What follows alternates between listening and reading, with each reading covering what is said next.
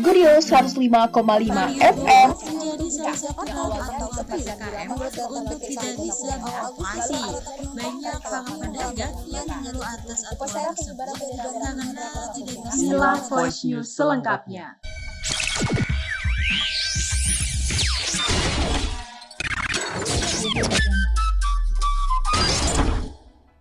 ...105,5 Gudio FM. Halo, selamat pagi Sobat Gudi. Anda mendengarkan Voice News edisi 25 Agustus 2021. Selamat pagi Sobat Gudi, kita kembali bersama dalam program Voice News. Sejumlah berita aktual, penting dan terpercaya telah kami siapkan untuk Anda, diantaranya pembelajaran tatap muka di Kota Pontianak dilaksanakan secara terbatas. Pasien COVID-19 di Rumah Sakit Umum Daerah Ponorogo terus berkurang. Cegah penularan rabies dan flu burung, ratusan hewan di Cimahi divaksinasi. Selain 3 berita utama tadi, kami akan memberikan berita aktual lainnya. Bersama saya Melia Putri Dan saya Alfreda Brian, inilah Voice News selengkapnya.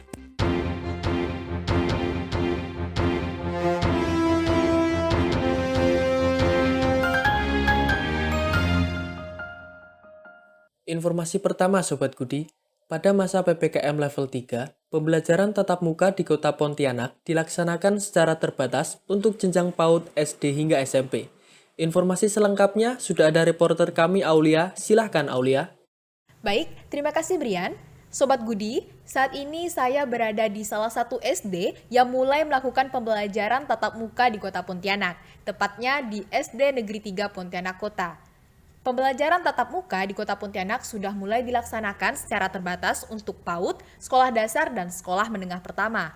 Sekolah tatap muka digelar setelah Kota Pontianak masuk dalam pemberlakuan pembatasan kegiatan masyarakat level 3. Pelaksanaan pembelajaran tatap muka terbatas dapat dimulai pada tanggal 18 Agustus sesuai surat edaran yang dikeluarkan Dinas Pendidikan Kota Pontianak. Pihak dinas juga melonggarkan untuk menggelar sekolah tatap muka pada 23 Agustus 2021 dengan kapasitas maksimal 50% dari peserta didik. Persiapan kegiatan belajar mengajar secara tatap muka dilakukan Persib sesuai jadwal yang telah ditentukan, seperti dikatakan Kepala Sekolah SD Negeri 3 Pontianak Kota, Sohadaniah.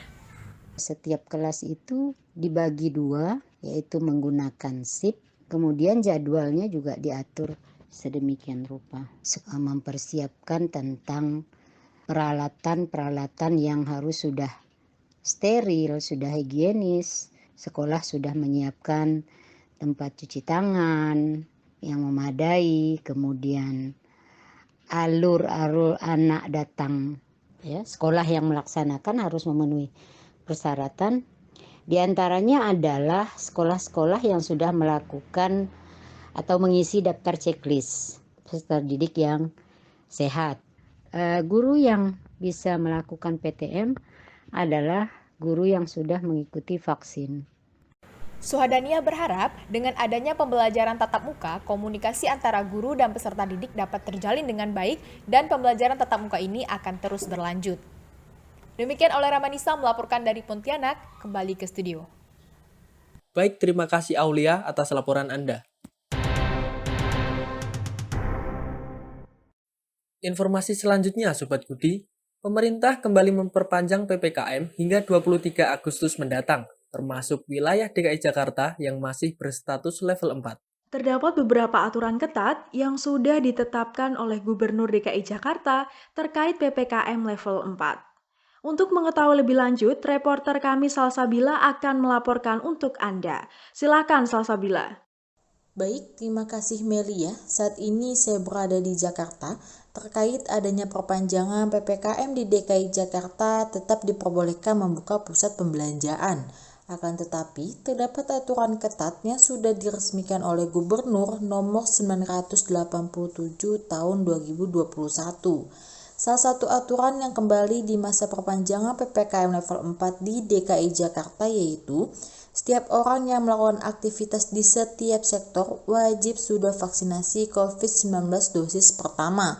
Operasional mal dapat berlangsung dengan kapasitas 50% mulai pukul 10 pagi hingga 8 malam.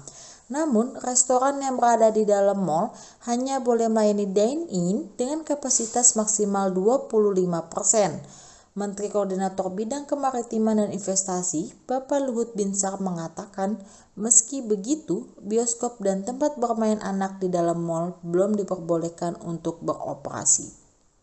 Berdasarkan evaluasi yang dilakukan atas arahan dan petunjuk Presiden Republik Indonesia, maka PPKM level 4, 3, dan 2 di Bali akan diperpanjang sampai tanggal 23 Agustus 2021. Selanjutnya, saya perlu juga jelaskan bahwa percobaan pembukaan yang dilakukan di pusat perbelanjaan, seperti mal, menunjukkan implementasi yang cukup baik.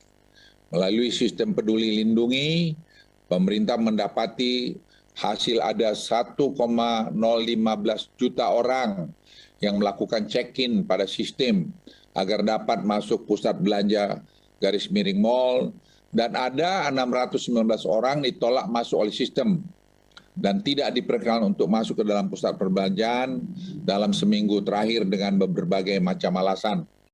Dengan adanya aturan tersebut, masyarakat tetap bisa melakukan kegiatan seperti bekerja, berdagang, dan membeli.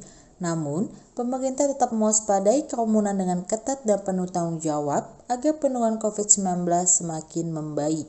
Saya Salsabila melaporkan kembali ke studio. Baik, terima kasih Salsabila atas laporannya. Pasien COVID-19 di Rumah Sakit Umum Daerah Ponorogo terus berkurang. Informasi selengkapnya akan kami sampaikan setelah jeda pariwara berikut. Tetaplah bersama kami. Wah, ada vaksinasi nih. Tir, ikut yuk.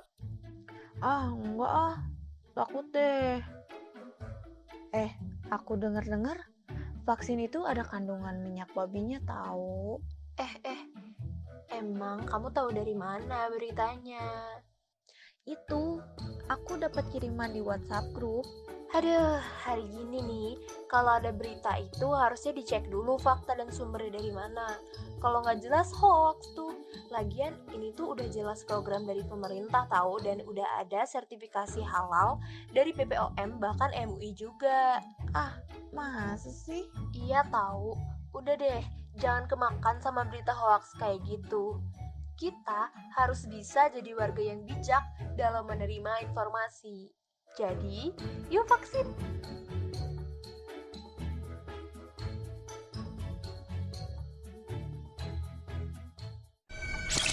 Voice News, jaminan berita aktual, penting, dan terpercaya. Halo Sobat Goody, Anda masih mendengarkan Voice News. Beberapa waktu yang lalu, jumlah pasien COVID-19 di Ponorogo meningkat. Namun setelah diterapkannya PPKM, khususnya di Rumah Sakit Umum Daerah Ponorogo, jumlah pasien COVID-19 menurun. Hal itu ditandai dengan menurunnya kasus harian COVID-19 hingga 30%. Untuk informasi lebih lanjut akan disampaikan oleh rekan kami Anindya. Silahkan laporannya. Baik, terima kasih Brian. Jumlah pasien COVID-19 di RSUD Dr. Harjono Ponorogo beberapa akhir ini menurun. Humas RSUD Dr. Harjono Suprapto mengatakan, jumlah pasien pada tanggal 17 Agustus 2021 berkurang dibandingkan data kemarin. Sementara itu, jumlah pasien COVID-19 saat ini ada 89 pasien yang dibagi ke dalam 5 ruangan yaitu Asoka, Eria, Tulip, Dahlia, serta Kemuning. Untuk pasien COVID-19 di RSUD Dr. Harjono dalam waktu 10 hari kemarin sedikit ada penurunan yang opname di RSUD Dr. Harjono Ponorogo.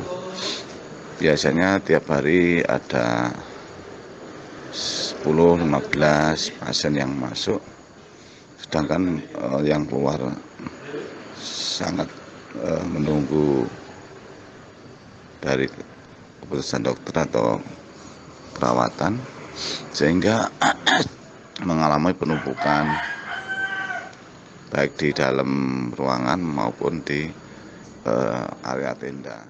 Penambahan kasus harian pasien COVID-19 di RSUD Dr. Harjono menurun sekitar 20 hingga 30% dari biasanya yang berjumlah 100 pasien. Beberapa akhir ini pasien COVID-19 sudah mengalami penurunan sekitar 7-9 pasien opname. Suprapto mengatakan, jumlah pasien untuk saat ini tidak bertambah dibandingkan data kemarin. Sementara, Untuk pasien COVID-19 di ruang tenda darurat ada sekitar 20 pasien, tetapi saat ini ada sekitar 5-10 pasien yang berbeda. Demikian Anindya Rizky melaporkan dari Ponorogo, kembali ke studio. Terima kasih Anindya atas laporan Anda. Stasiun kereta api di daerah operasional 6 Yogyakarta mengalami penurunan yang cukup drastis. Selain karena aturan PPKM, jumlah penumpang kereta api juga dibatasi. Informasi selengkapnya sudah ada reporter kami Amelia yang akan menyampaikan informasi selengkapnya. Silakan Amelia. Baik, terima kasih Melia. Saat ini saya sedang berada di stasiun Tugu Yogyakarta yang dimana stasiun terpantau sepi. Menurut data PT KAI sejak awal Agustus, rata-rata penumpang kereta api mengalami penurunan hingga 77% jika dibanding dengan rata-rata jumlah penumpang kereta api pada bulan Juni. Namun perlu diketahui Sobat Budi, pada bulan tersebut belum diberlakukan kebijakan PPKM dan penerapan syarat ketat untuk perjalanan kereta api. Selama masa pandemi, PT KAI juga mengurangi kapasitas penumpang sebanyak 77% dari kapasitas total kereta untuk jarak jauh dan maksimal 50% dari kapasitas total untuk kereta lokal. Seperti yang dikatakan oleh anggota Humas PT KAI Daerah Operasional 6, Dava Rizky. Protokol kesehatan harus memang selalu diterapkan guna untuk menekan angka penyebaran COVID-19 yang sangat cepat penyebarannya. Pada kereta api sendiri sudah menerapkan protokol kesehatan yaitu dengan cara mengurangi kapasitas penumpangnya. Hal ini bertujuan untuk selain menekan angka penyebaran COVID-19 yang sedang menyebar luas, hal ini juga digunakan untuk membuat setiap gerbong stasiun dan para penumpang nyaman dengan memberi jarak pada penumpang untuk membuat penumpang tidak bersendat-sendatan atau bersesak-sesaan. Seperti itu. Bagi Anda yang ingin melakukan perjalanan dengan menggunakan kereta api, Sobat Budi, terdapat beberapa persyaratan yang diantaranya penumpang wajib menunjukkan surat bebas COVID-19 baik dari tes PCR maupun antigen. Anda juga diminta wajib untuk menunjukkan kartu vaksin yang minimal untuk dosis pertama. PT KAI mendukung percepatan terciptanya herd immunity dengan menyelenggarakan vaksinasi COVID-19 di sejumlah stasiun di KAI Daerah Operasi 6 Yogyakarta. Layanan vaksinasi bisa Anda akses di Stasiun Tugu Yogyakarta dan Stasiun Solo Balapan. Demikian reportase yang bisa saya sampaikan. Kembali ke studio.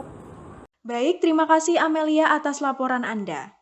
Dinas Pangan dan Pertanian berencana melakukan vaksinasi demi mencegah penularan rabies dan flu burung untuk ratusan hewan di Kota Cimahi. Informasi selengkapnya akan kami sampaikan setelah jeda pariwara berikut. Tetaplah bersama kami. Pandemi ini sungguh sudah sangat melelahkan. Semakin hari, semakin berlarut-larut dengan korban yang makin bertambah. Kita harus pertegas diri kita untuk tidak lelah berjuang dengan selalu memakai masker, sering mencuci tangan, menjaga jarak, menghindari kerumunan, mengurangi mobilitas, dan vaksinasi. Saatnya andil menyelamatkan dan amankan negeri kita dengan vaksin COVID-19. Vaksinasi yang digunakan sudah sesuai standar keamanan dan tentu uji klinis yang ketat. Kesuksesan vaksinasi kepada tenaga kesehatan, pahlawan kita, menjadi awal baru vaksinasi. Vaksinasi akan diberikan dalam 2 dosis. Setelah vaksinasi, selalu disiplin dengan protokol kesehatan. Voice News, jaminan berita aktual, penting, dan terpercaya. Terima kasih Sobat Budi masih setia bersama kami dalam program Voice News. Akhir-akhir ini, vaksinasi gencar dilakukan demi menekan angka COVID-19 di Indonesia. Tidak jauh berbeda dengan Kota Cimahi. Kamu tahu nggak, Mel? Dinas Pangan dan Pertanian berencana melakukan vaksinasi demi mencegah penularan rabies dan flu burung untuk ratusan hewan di Kota Cimahi. Tahu dong, Bri, bahkan kabarnya Dinas Pemerintah setempat menyiapkan 1.400 dosis vaksin rabies dan flu burung. Untuk mengetahui lebih lanjut, reporter kami Tiara akan melaporkan untuk Anda. Silahkan, Tiara. Baik, terima kasih Melia, Sobat Gudi. Dalam rangka mempertahankan predikat Kota Cimahi sebagai kota bebas flu burung dan rabies, Dinas Pangan dan Pertanian atau Dispangtan Kota Cimahi melakukan vaksinasi peliharaan seperti anjing, kucing, musang, serta kera. Menurut dokter hewan Dinas Pangan dan Pertanian atau Dispangtan Kota Cimahi, Faiz Labib, vaksinasi dilakukan antisipasi penularan virus rabies dan flu burung yang bisa menular pada manusia atau zoonosis prioritas. Faiz mengatakan, setiap hewan yang akan divaksin harus dalam keadaan sehat dikarenakan ada syarat yang harus dipenuhi sebelum dilakukannya vaksinasi. Nah, kalau secara umum syaratnya adalah sehat ya. Untuk vaksinasi rabies dan flu burung semuanya sama. Harus sehat, tidak sedang sakit. Apabila ada yang sakit seperti tadi, ada yang sakit, maka kami rekomendasikan untuk diperiksakan dulu dan diobati dulu. Nah, selain sehat, hewan juga harus sedang tidak dalam keadaan hamil. Dan juga sebisa mungkin tidak sedang dalam keadaan menyusui apabila anaknya masih terlalu kecil ya. Lalu juga untuk usianya, untuk vaksin rabies itu minimal usianya 4 bulan. Sedangkan untuk flu burung minimal ayam atau bebek yang usianya 1 bulan. Dikarenakan masih pandemi COVID-19, dalam 1 pekan ditargetkan 150 hewan divaksinasi rabies dan flu burung. Vaksinasi ini masih tetap menjalankan protokol kesehatan. Demikian Tera Adita melaporkan dari Kota Cimahi, Jawa Barat.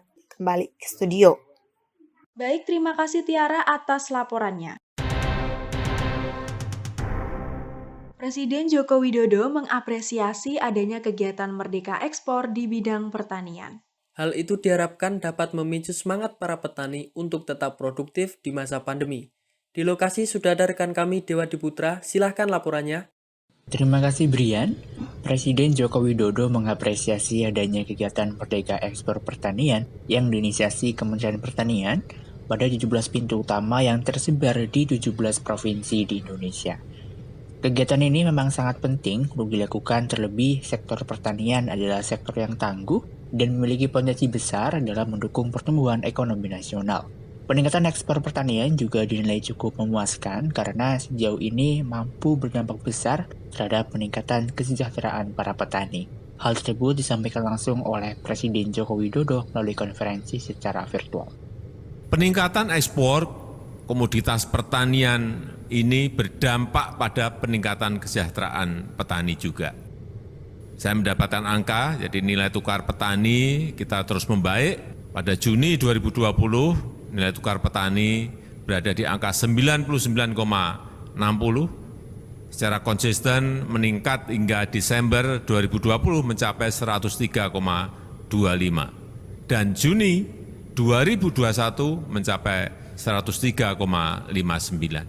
Ini menurut saya ini sebuah kabar yang baik yang bisa memacu semangat petani-petani kita untuk tetap produktif di masa pandemi. Adapun ekspor yang akan dilepas pada kesempatan ini sebesar 627.399 ton atau senilai 7,29 triliun rupiah, meliputi komoditas perkebunan, tanaman pangan, hortikultura, peternakan, dan beberapa komoditas lainnya. Demikian Dewa Diputra melaporkan dari Jakarta, kembali ke studio. Baik, terima kasih Dewa Diputra atas laporannya. Sobat Goody, informasi tadi sekaligus mengakhiri perjumpaan kita di program Voice News pagi ini. Jangan lupa dengarkan terus program Voice News, tentunya hanya di 105,5 Godio FM. Tetap patuhi protokol kesehatan dengan mencuci tangan, menjaga jarak, memakai masker, menjauhi kerumunan, serta mengurangi mobilitas. Saya Alfreda Brian dan rekan saya Melia Putri pamit undur diri, terima kasih dan sampai jumpa. Gorio 105,5 FM menjadi salah satu atau PPKM untuk tidak bisa beroperasi. Banyak para pedagang yang mengeluh atas aturan tersebut karena tidak bisa. Inilah Voice News selengkapnya.